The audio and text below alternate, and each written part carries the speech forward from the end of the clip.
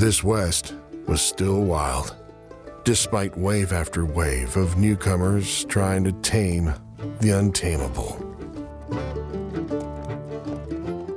Those who came before us gazed at these same mountains and valleys, but we didn't all see them in the same way. Some of us were determined to make this land our own and to blaze our own trail.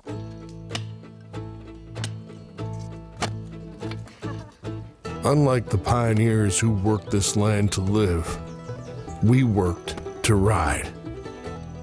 Our band of builders and explorers followed in others' tracks and discovered long-forgotten paths. This was terrain that had never seen wheels of any kind until now.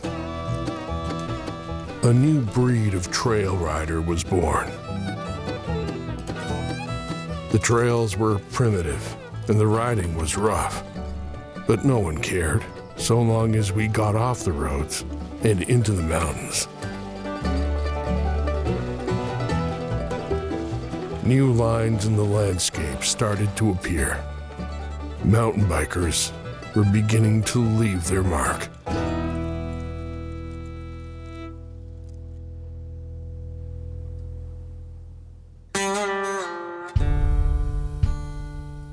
You know, mountain biking here in the early days, we used to call it cow trailing and stuff on the mountain bikes. So, you know, we just get on these cow trails and see if they went through. And they weren't trails that people had built, so we were riding the animal trails and the dirt roads.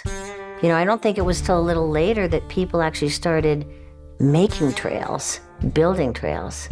I came and built my first clunker in '79, so all before that, they were much more interested to throw all the bikes in a truck. Today, I think they call that shuttling, but they were astronauts back then. That's not what we were interested in the late '70s or early '80s. We liked riding. We liked riding from town. We did epic rides on these old beater bikes. You know, that was state of the art at the time, but we were just too dumb to know better. You know, you look at that stuff and you're like, God, you don't want to ride that for a block anymore. A lot of times, every ride was the first ride that people had been on. You feel like you're lost in a new frontier, and half the times the trails would go through, and half the times you get skunked. We would go out on our bikes and have an adventure every day. It wasn't all popular and cool, and we were just out there, you know, smoking a bunch of weed and pioneering the sport. 1980 was when I built my first trail. That was a significant addition. By 1981, Fat Tire Bike Week was created. The festival itself started out as a 5-day festival leading up to the infamous Pearl Pass. And it seemed like a small thing at the time, like, you're gonna invite people for a week to ride clunkers? Really? You think you're gonna get anybody to come? Yeah, they came. And they came in hundreds.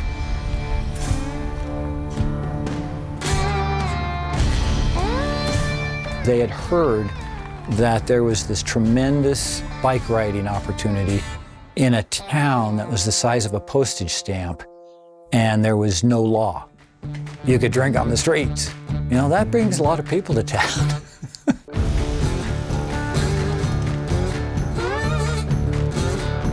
The racing kind of married in with the other things that were going on. And so that event kept growing. It morphed and it grew and it morphed again and it grew, and it became the epicenter of the world for mountain biking. This was the place where every mountain bike genius that was creating and inventing and working on things, they would come to Fat Tire Bike Week. Of all places, of all things, right? This silly festival where people are going out and riding.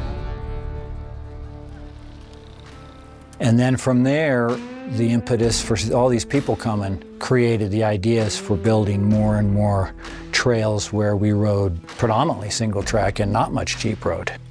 So it just changed. It just became what was the demand, and I was willing to supply it.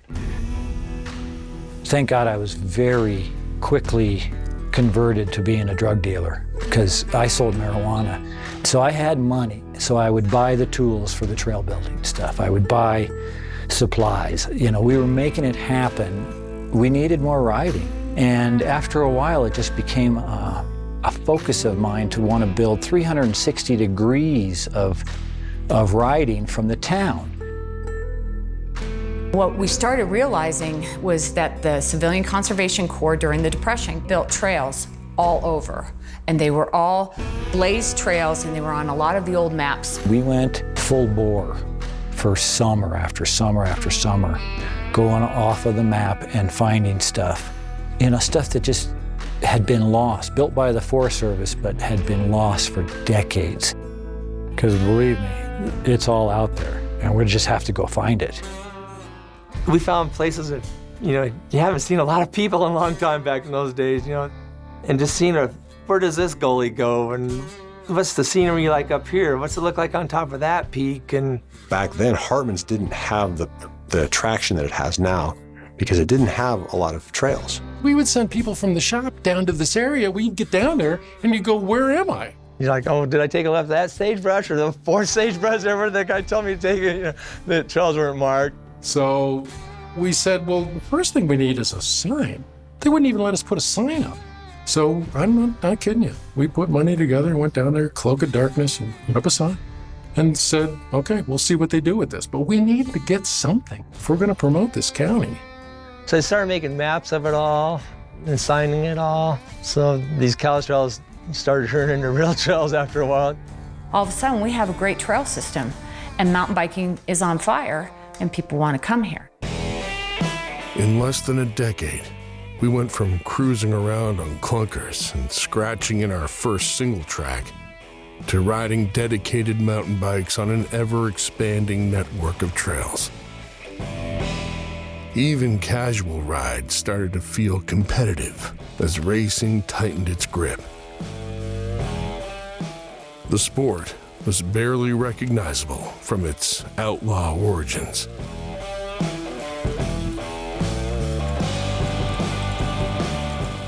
As mountain biking surged through the early 90s, it found another gear and climbed onto the global stage.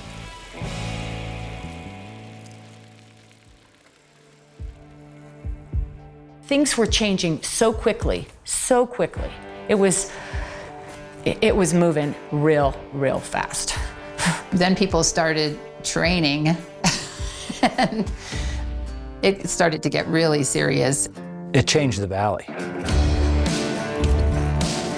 The Rage and the Sage grew up to, we get 995 riders for the Rage and the Sage back in those days. We had 3 world champions on the course at once.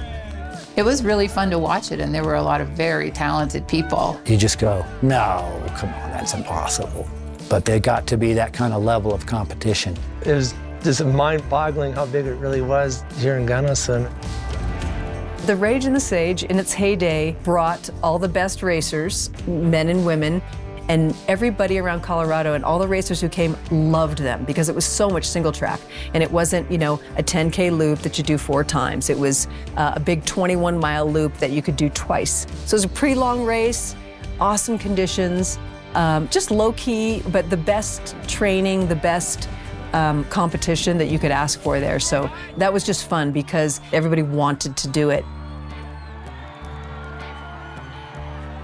Crested Butte and Gunnison races were pretty famous for being hard races. You would do an epic loop in Crested Butte. The women did the same amount as the men. You had to know how to ride a bike. It was hard, beautiful riding.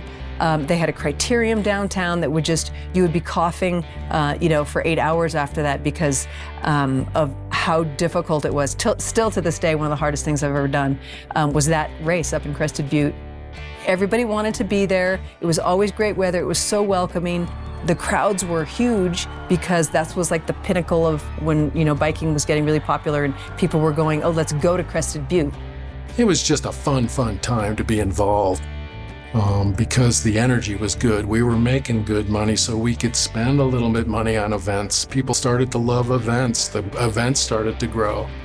Back in the 80s, those were really, you know, big stops. I mean, there'd be a lot of people. You know, they would be world-class riders. The people in mountain biking at that time, if we're talking the late 80s and the early 90s, and it changed quickly, but it was just a bunch of folks that like to have fun on their bikes. I know I personally felt ridiculously lucky because it was just so unexpected, and here all of a sudden somebody's willing, you know, if you're doing well enough to pay you money to do something you like to do and you get to travel. For me, that was just heaven. For my senior year at Western, you know, hey Dad, I don't need any help with tuition. I got that, and I got rent, and I was able to pay my bills, from mountain bike racing my last year before I graduated in 1990. We had male and female teammates, so I met Dave doing this. And for the longest time, he was my teammate and like my best friend. And we got to travel together and do all this great stuff. It was just a very friendly, laid-back vibe, but I mean, the racing was absolutely game on. That was back when racers were getting six figures. You know, there was money back in it, you know, at that time. It's just the growth spurt was huge. I knew probably in 1995 that I wanted maybe one more year of mountain biking. Right around that time, it was decided that mountain biking was going to be in the Olympics. I kind of thought, okay, maybe I should, give it a go and finish things out. It was pretty dreamlike. It was just super exciting for mountain biking in general, and I was ridiculously lucky. I worked hard and I felt like I deserved to be there, but unbelievably fortunate to go. I was just so much on cloud nine because I just got to participate. I mean, that's seriously, that's it right there. And then to come home, doing well was super fortunate.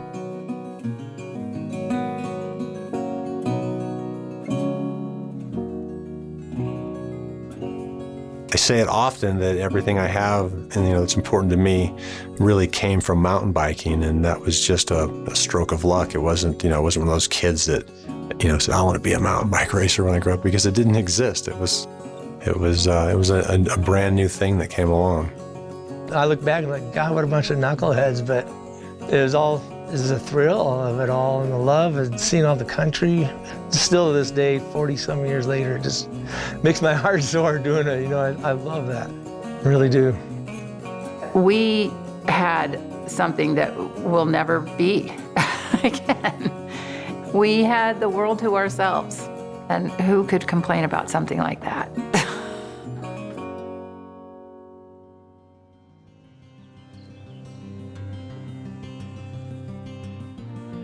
Throughout all the change, my love for the bicycle never waned. It became an extension of my being, a conduit to nature and new experiences. It brought me around the world, but I was just along for the ride. Most everything I have, everyone I love, is rooted in mountain biking. Not in the gear or the races or the prestige, but in the experiences we've shared, the places we've been, the lives we've made from the saddle of this beautiful, noble machine. When it comes to pursuits of passion, you get what you give. And when it comes to mountain biking, I gave it my all.